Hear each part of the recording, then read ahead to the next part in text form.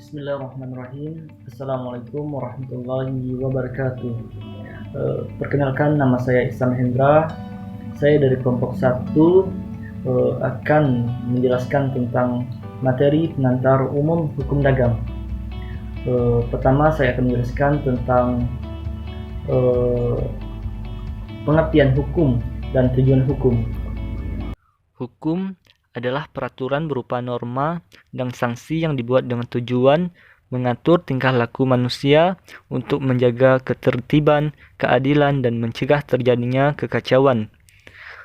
Adapun menurut para ahli hukum, menurut Samijo, hukum adalah himpunan peraturan-peraturan yang bersifat memaksa, berisikan suatu perintah, larangan, atau izin untuk berbuat atau tidak berbuat sesuatu dengan maksud untuk mengatur tata tertib dalam kehidupan masyarakat.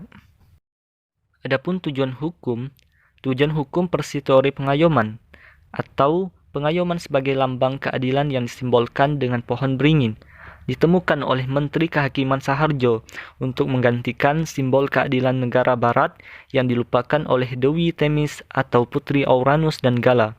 Mengayomi manusia baik secara aktif maupun pasif dalam proses berlangsung secara wajar. Tindakan yang sewenang-wenang dan penyalahgunaan hak. Usaha mewujudkan pengayoman tersebut termasuk di dalamnya yakni: pertama, mewujudkan ketertiban dan keteraturan. Kedua, mewujudkan kedamaian. Ketiga, mewujudkan keadilan. Keempat, mewujudkan kesejahteraan dan keadilan sosial. Hukum itu mengabdi pada tujuan negara yang pada pokoknya mendatangkan kemakmuran. Saya Siti Mutiara Rahmadini. Saya akan menjelaskan mengenai pengertian dari hukum dagang. Pengertian hukum dagang. Pengertian hukum dagang menurut Ridwan Halim, ia menyatakan bahwasannya hukum dagang ialah hukum yang mengatur hubungan antara suatu pihak dengan pihak yang lain yang berkenaan dengan urusan dagang. Berdasarkan dari dua pendapat ahli tersebut, dapat kita simpulkan bahwa hukum dagang adalah ketentuan-ketentuan hukum perikatan yang timbul dikarenakan khusus dari lapangan perusahaan yang dimana perusahaan tersebut dalam lalu lintas perdagangan. Atau lebih sederhananya, hukum dagang ini ada dikarenakan tingkah laku manusia dalam perdagangan, sehingga adalah yang namanya hukum dagang, yang mana ia mengatur tingkah laku manusia di dalam perdagangan tersebut. Pada hukum tertulis yang sudah dikodifikasikan, hal yang menjadi acuan adalah Kitab Undang-Undang Hukum Dagang yang mempunyai 2 kitab dan 23 bab. Dalam Kitab Undang-Undang Hukum Dagang dibahas tentang dagang umumnya sebanyak 10 bab serta hak-hak dan kewajiban sebanyak 13 bab.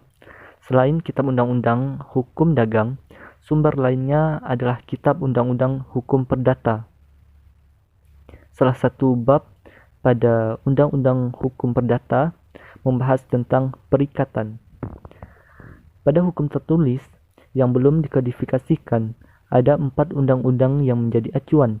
Keempat undang-undang itu adalah Undang-Undang Nomor 40 Tahun 2007 tentang perseroan terbatas, Undang-Undang Nomor 8 Tahun 1995 tentang pasar modal, Undang-Undang Nomor 32 Tahun 1997 tentang perdagangan berjangka komoditas, dan Undang-Undang Nomor 8 Tahun 1997 tentang dokumen perusahaan. Adapun pada hukum kebiasaan, hal yang menjadi sumber adalah pasal 1339 Kitab Undang-Undang Hukum Perdata dan pasal 1347 Kitab Undang-Undang Hukum Perdata. Selanjutnya, pengertian subjek dalam hukum dagang. Dalam hukum dagang ini, hal yang menjadi subjek ialah badan usaha. Istilah lain dari badan usaha adalah perusahaan, baik perseorangan ataupun telah memiliki badan hukum. Di sini ada 8 jenis badan usaha, yakni perusahaan dagang atau usaha dagang, firma, CV, perseroan terbatas atau PT, koperasi, perseroan, perum, holding company. Selanjutnya, objek dalam hukum dagang ialah segala hal yang bisa menjadi transaksi bisnis, di mana transaksi bisnis Ini berarti segala sesuatu yang merupakan pemasukan dari perusahaan dan harus diberi pembukuan.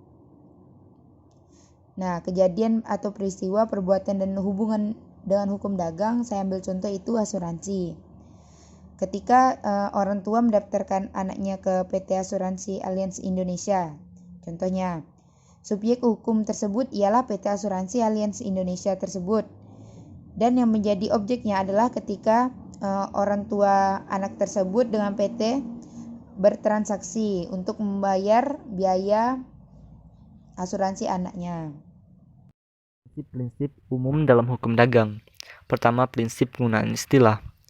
Penyusunan kontrak yang baik selalu memperhatikan dan sangat berhati-hati dalam menggunakan istilah.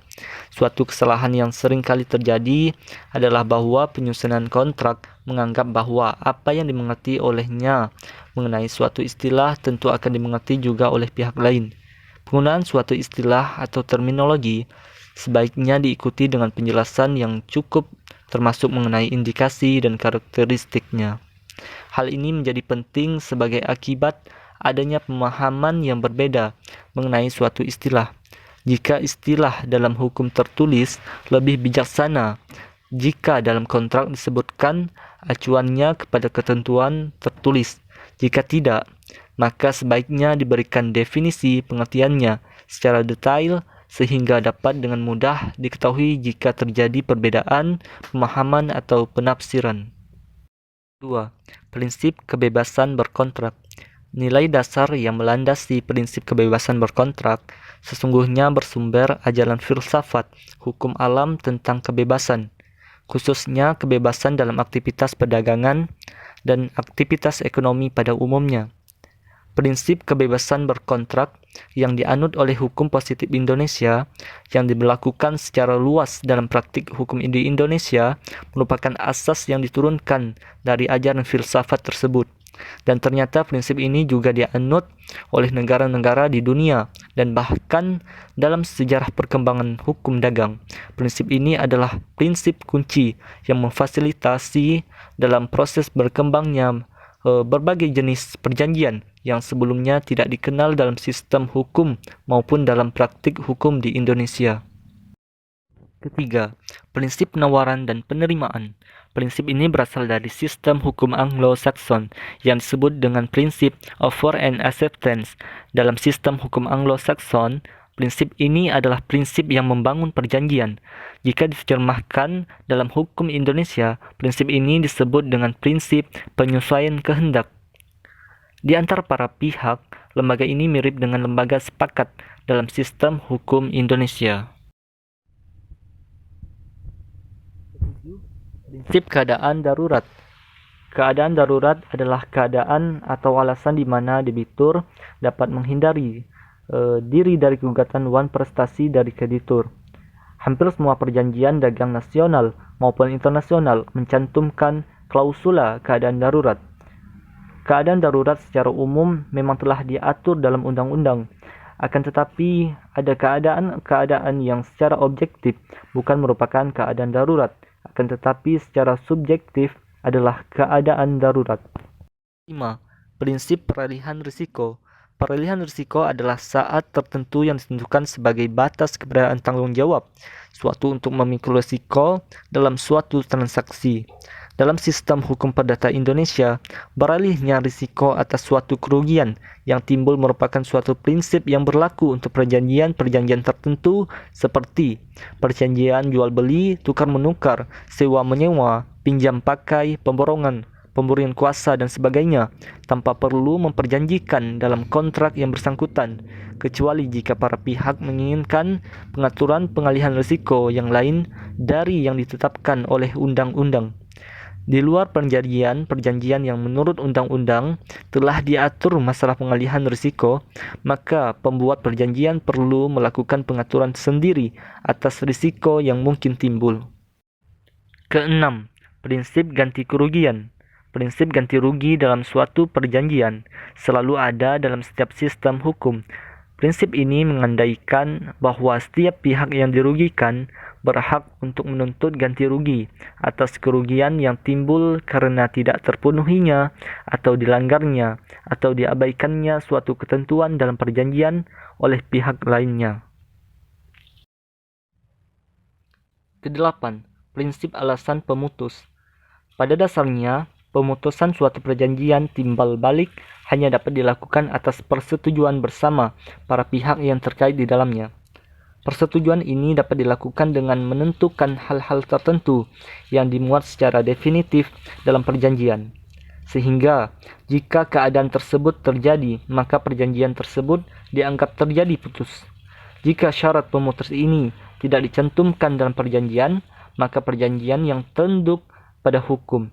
Undang-undang mewajibkan pihak yang menginginkan untuk memutuskan perjanjian yang dibuatnya untuk meminta terlebih dahulu kepada pihak lainnya untuk melaksanakan prestasinya sebagai dasar gugatan perdata untuk pemutusan perjanjian. Keempat, prinsip etikat baik. Prinsip ini terkandung secara otomatis dalam setiap perjanjian dan pelaksanaan perjanjian. Dan kiranya prinsip ini juga dianut dalam setiap sistem hukum di dunia. Prinsip ini mengandaikan bahwa setiap pihak yang melakukan suatu tindakan atau perbuatan harus dengan dasar etikat baik, walaupun hal tersebut tidak disebutkan dalam perjanjian yang bersangkutan.